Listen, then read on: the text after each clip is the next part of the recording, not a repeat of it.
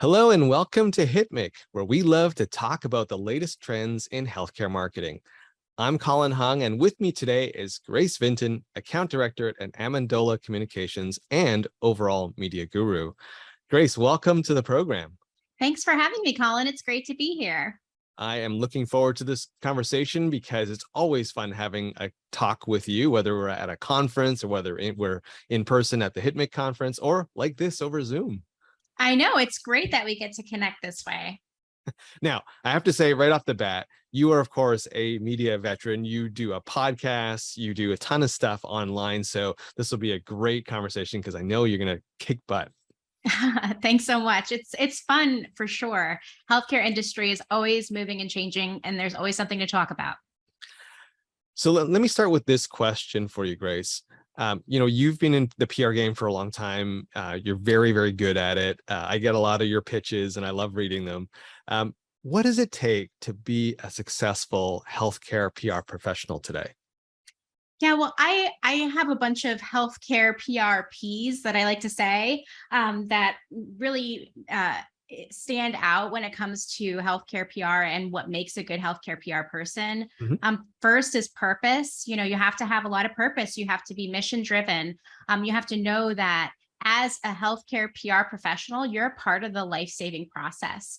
People are relying on you to get them life-saving information about life-saving technologies, life-saving research, et cetera. And so it's very critical for you to have that give you a sense of urgency in the work that you do. You have to have persistence and patience. It's a long game, not a short game.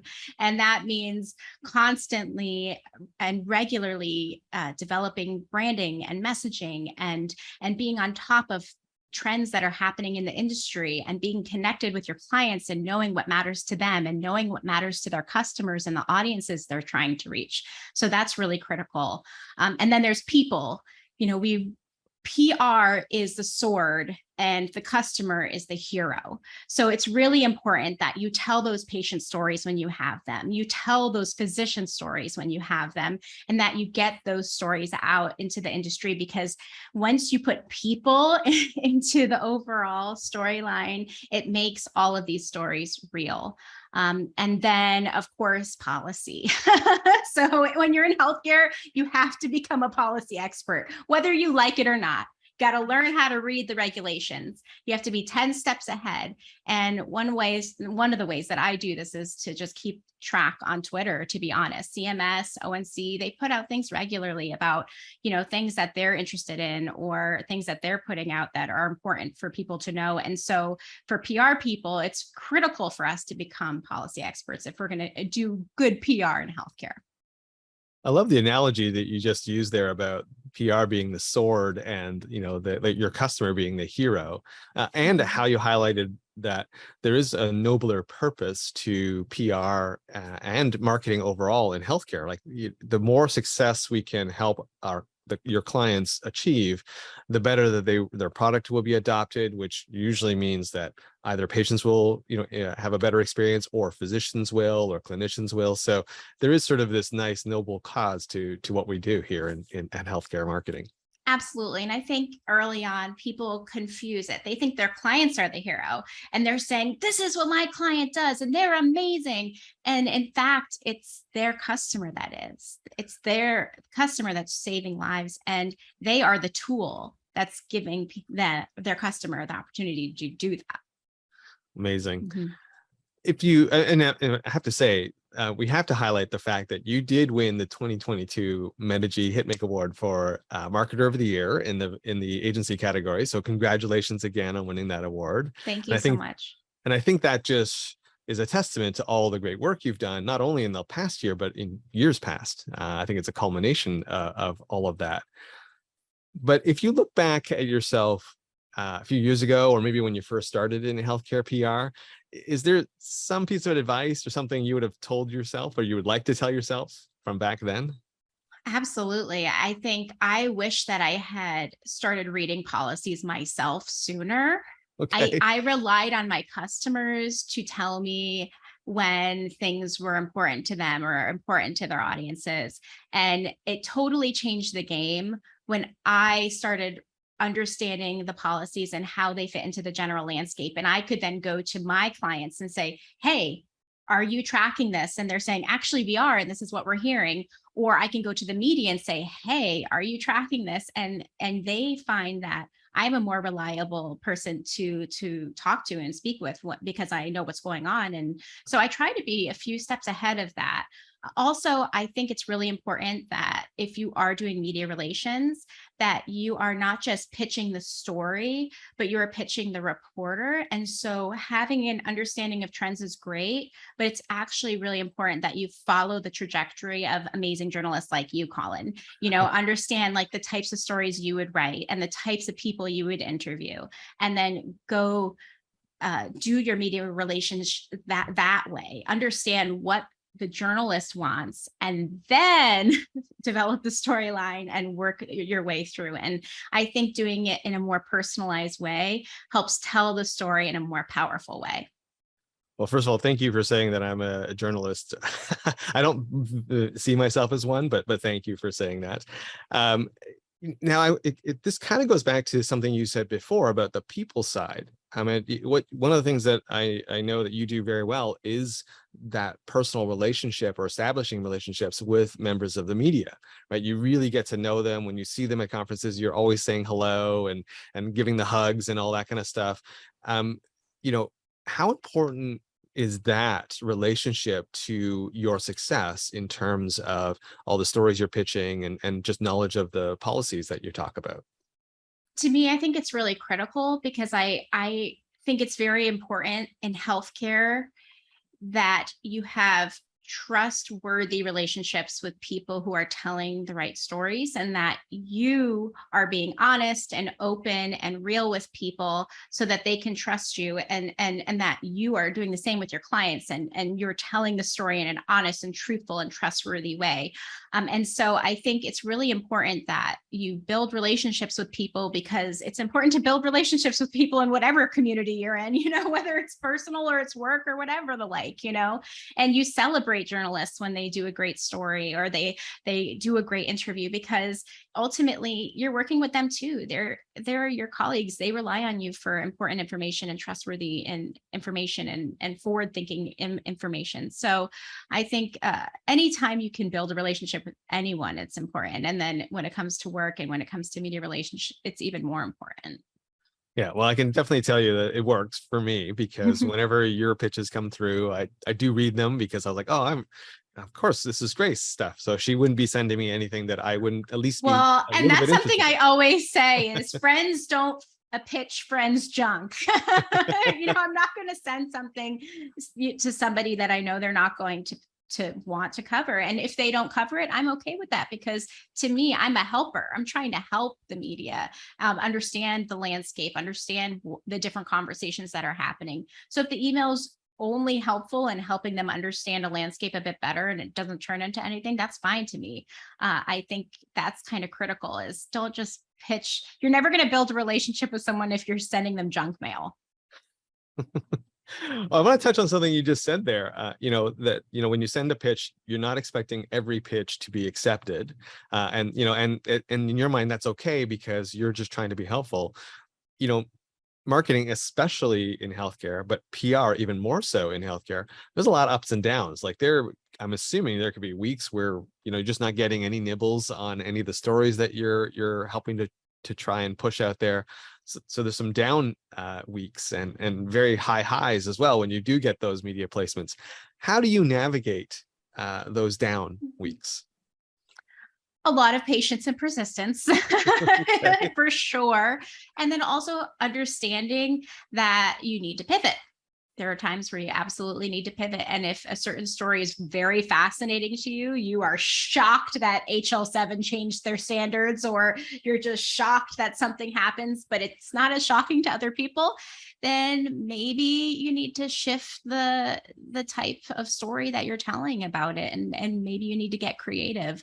So I think there's a lot of creativity, a lot of pivoting, and a great conversation with your clients regularly about what they're seeing, and if you're having those regular conversations, you should be getting more and more trends and different things that are happening in the industry that might be editorially interesting.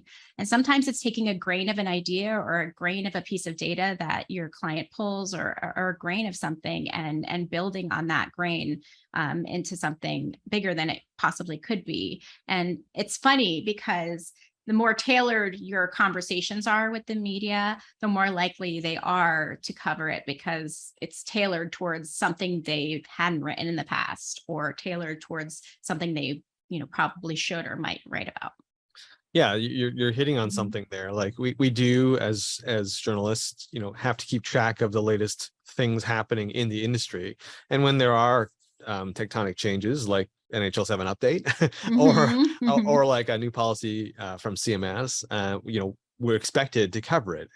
We may all cover it in different ways. Like we may talk about the implication on this area of IT or this area of healthcare, but by you keeping up with that as well, then you're probably pitching something that is more likely to be something we want to write about or need to write about in the moment. So definitely a pitch for a trendy topic can be very, very helpful.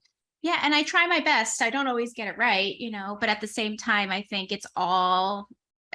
they're all building blocks towards a greater relationship and a greater understanding of what's happening in the industry. And I also try to stay positive in what's happening. There's so much negative news out there that Mhm. PR people can choose. We can choose whether we want to harp on the negative news and use that as our news jacking, or harp on some of the positive news that is things are changing.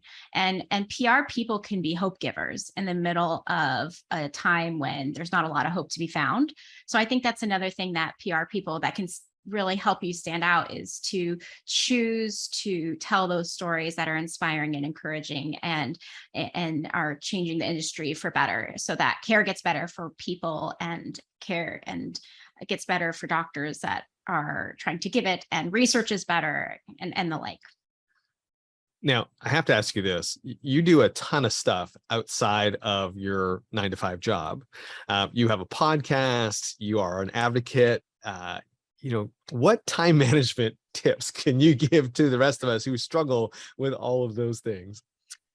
Well, I think you really need to prioritize your health. You need to make sure that you're staying healthy, you're working out, and prioritizing eating right. I think if your body is healthy, you're able to fit more into your life. I prioritize reading to my children too.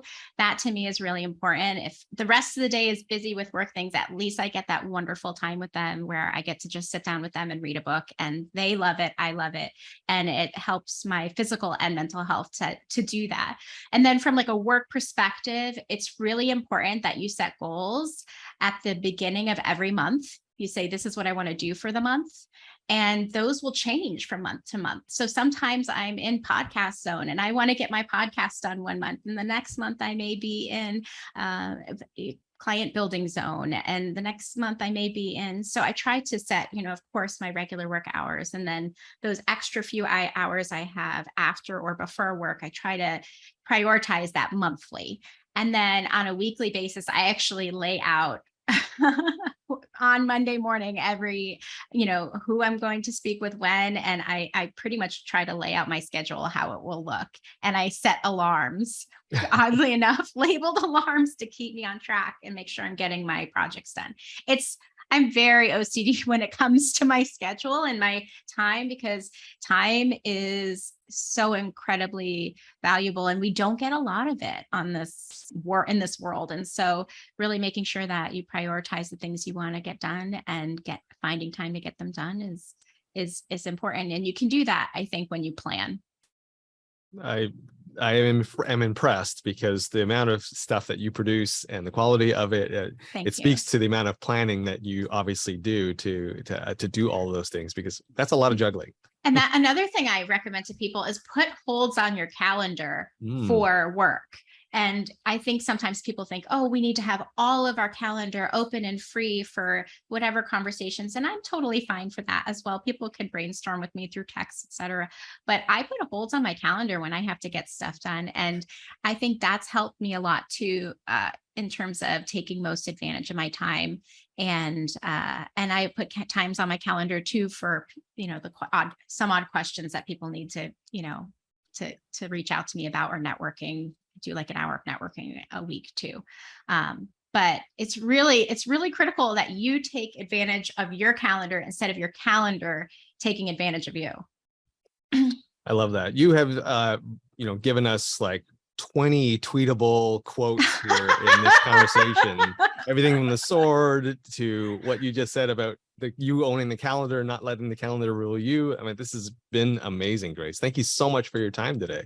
It's always awesome chatting with you, Colin, and I was thrilled to be here, and everybody should go to HitMic. It's an amazing place to network with other people in the industry, to brain trust with people.